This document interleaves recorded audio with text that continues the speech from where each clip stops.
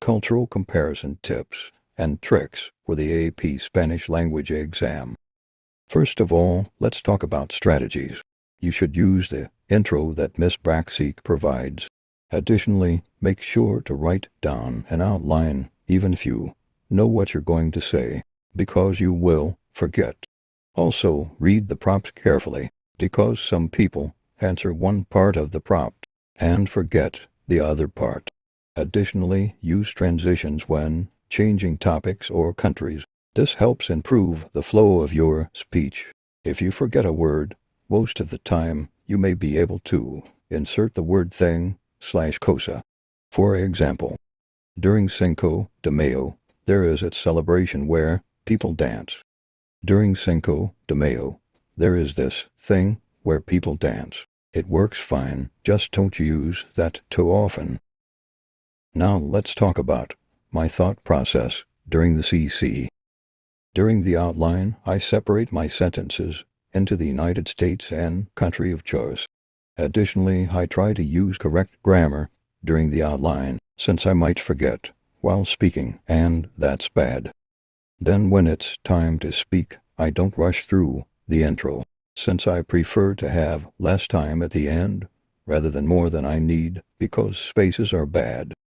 After that, I list something about the United States, then the other country immediately after, because it's easier to compare smaller topics instead of waiting to compare after a minute of speaking.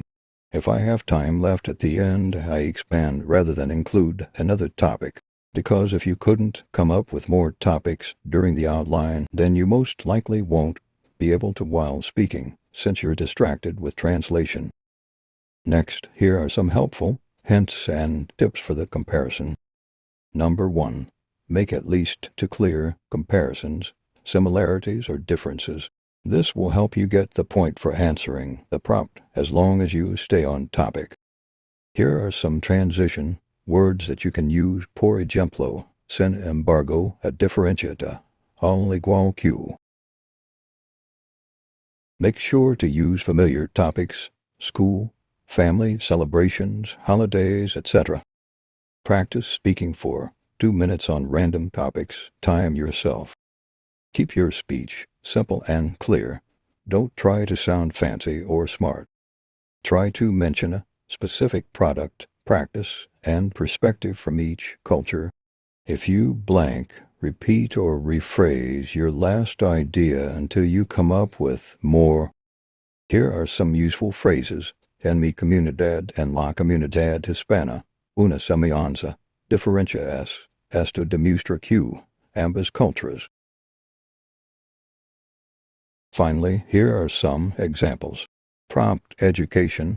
En mi comunidad, los estudiantes suelen ir a la escuela por 8 horas al día, mientras que en México, las horas aumentan con la nivel de escuela.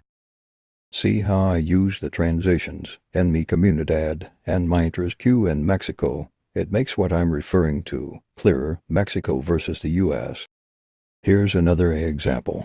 Topic: holidays and celebrations. En ambas el días de los muertes y Halloween, hay celebraciones disfraces y dulces, pero México valoran el recuerdo de los seres queridos, mientras que mi comunidad lo hacen por divertido. Notice how I stated the value of each tradition to its community.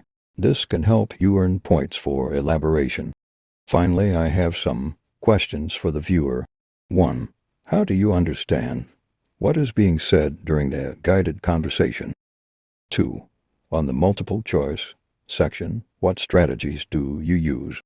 3. How do you listen to multiple choice question audios? Do you listen first, then read, or listen while reading?